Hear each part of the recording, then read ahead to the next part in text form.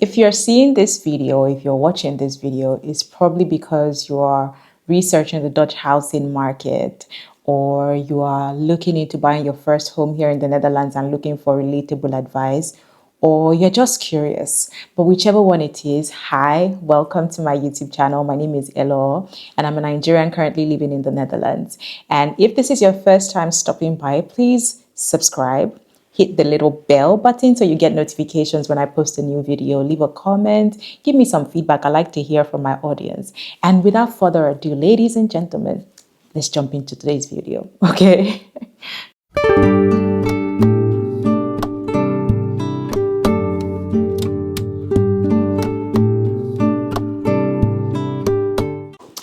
So we all know that the Dutch housing market can be very tricky.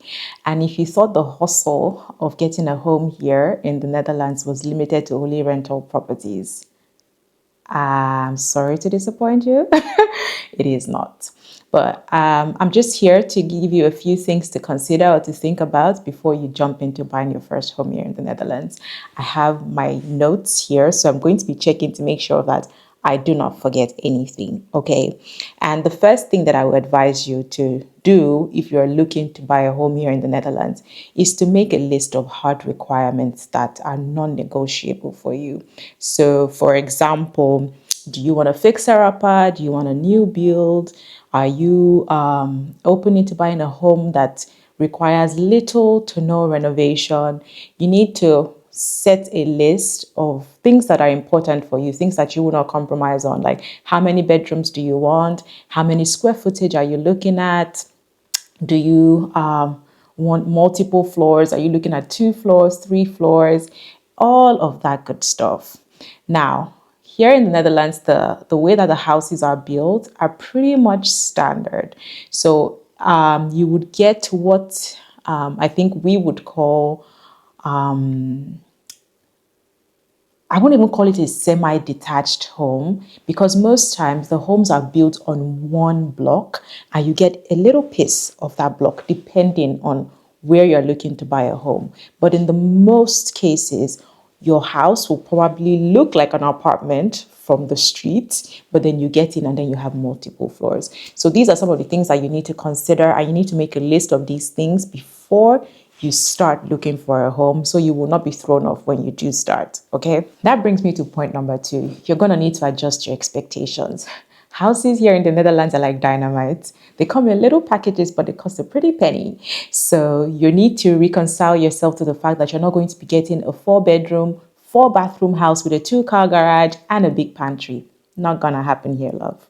Houses here are pretty small, but not tiny. You will get some that are not tiny, but they're not exactly as big as houses in the US or even in Nigeria for that matter. Most houses in Nigeria comes with bathrooms en suite. Not here.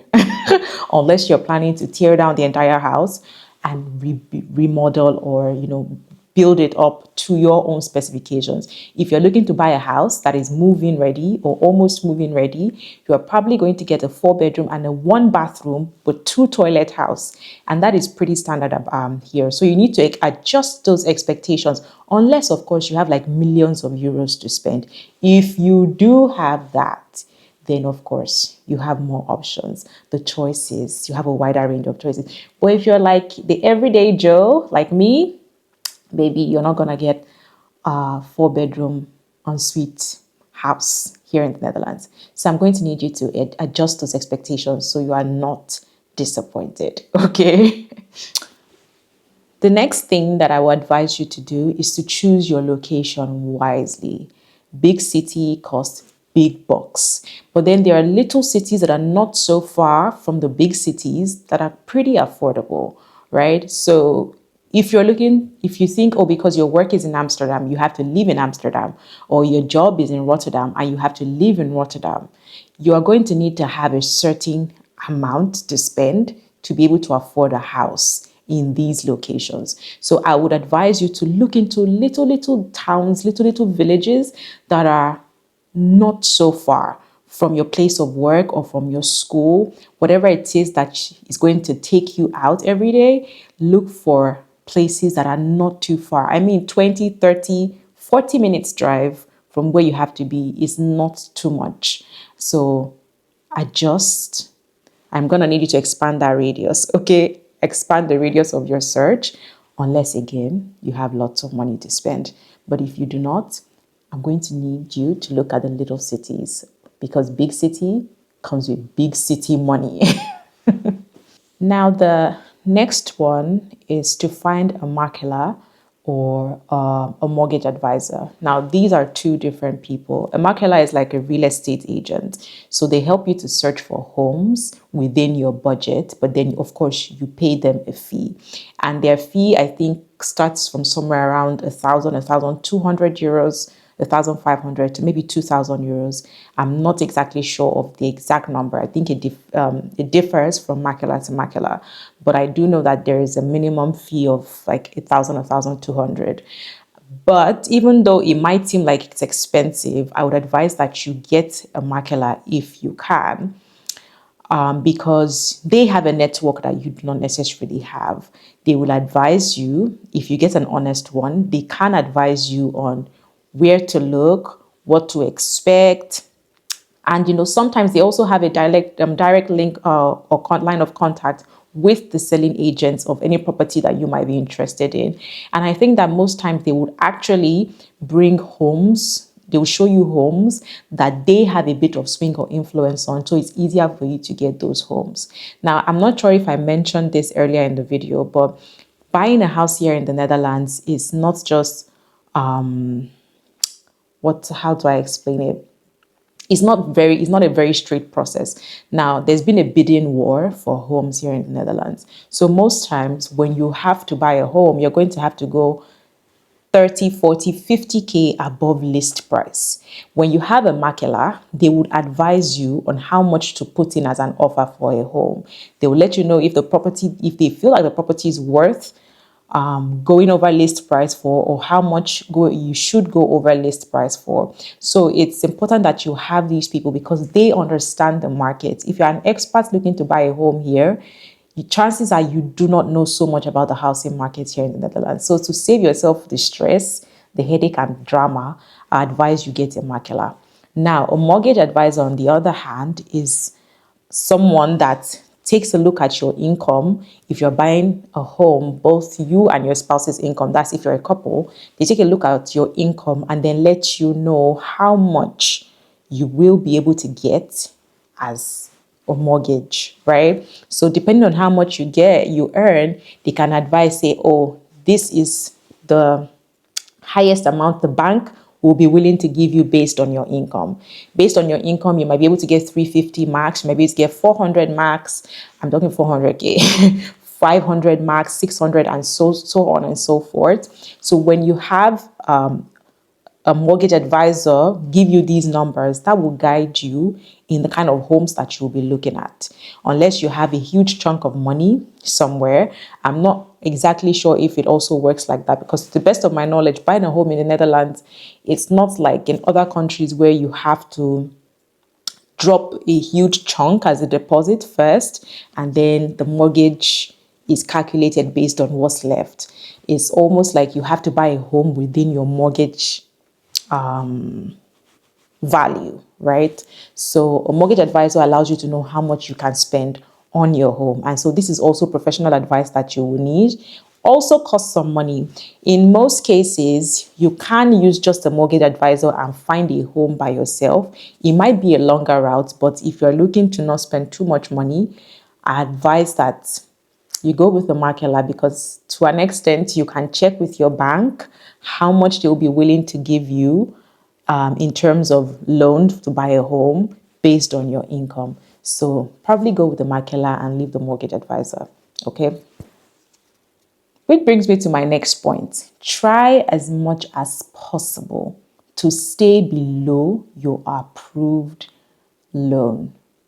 Now, as exciting as buying a home is, you have to be mindful because it is debt and you have to pay it back.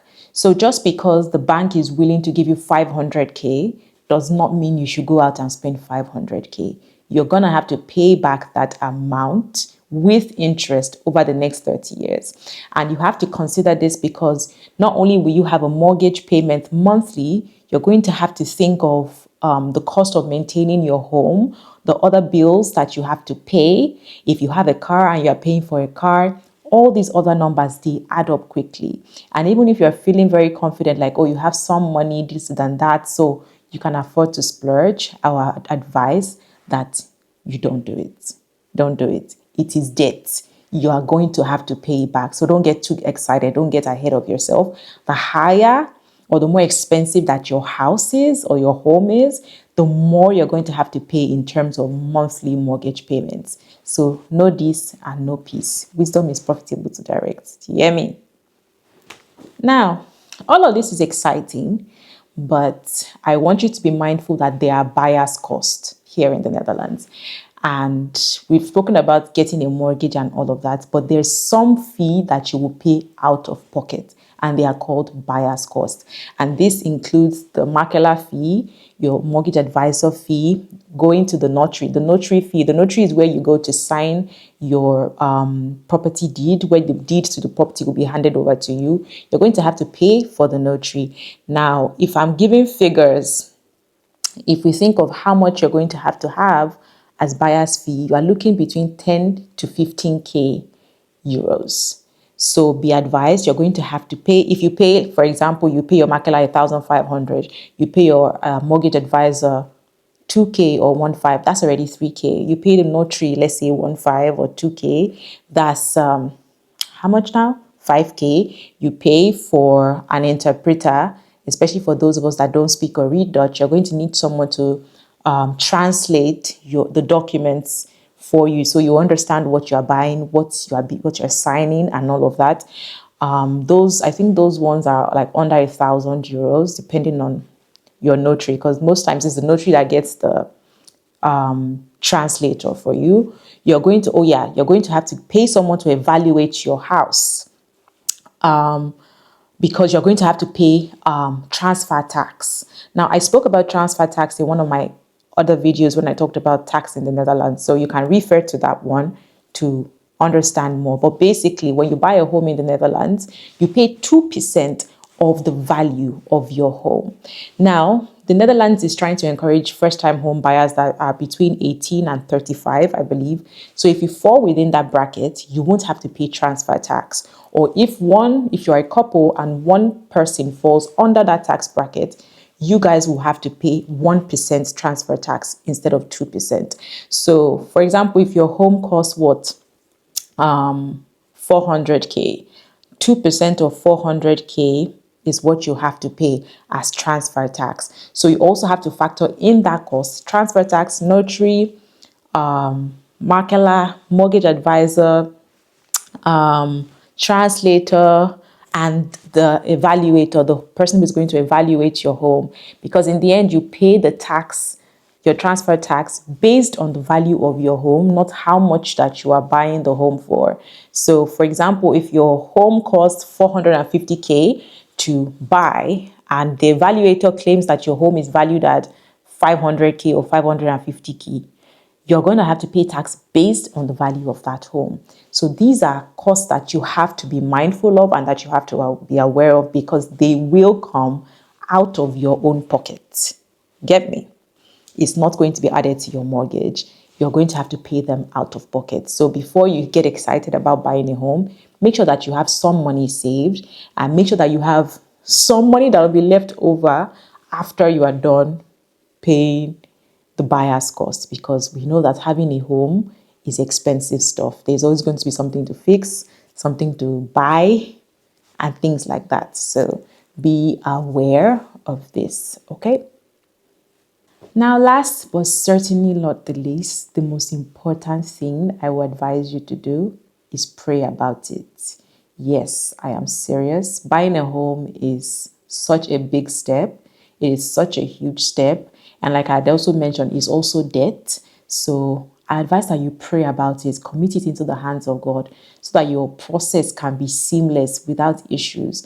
And besides, when you do pray about it, you will have clarity on, where to look, what to look out for. And you will be able to ask the right questions, right? So all the best. I wish you guys all the best. If you're looking to buy a home, I wish you a seamless process. And when you do buy a home and you're doing housewarming, invite me to come maybe to, warm the house and let us bless the house for you. But yeah, we've come to the end of this video. If you guys watching have any other advice that you would like to put out there, if there's something you think that I did not talk about, or if there's any information that you think was wrong that I provided, let us know in the comment section. Let us all learn from it. But these little nuggets that I just dropped here is based on my own personal experience as well, and conversations that I've had with friends. So I hope that you found this insightful. I hope that you found this helpful. Do not forget to like this video, subscribe, and I'll see you in my next video. Till next time.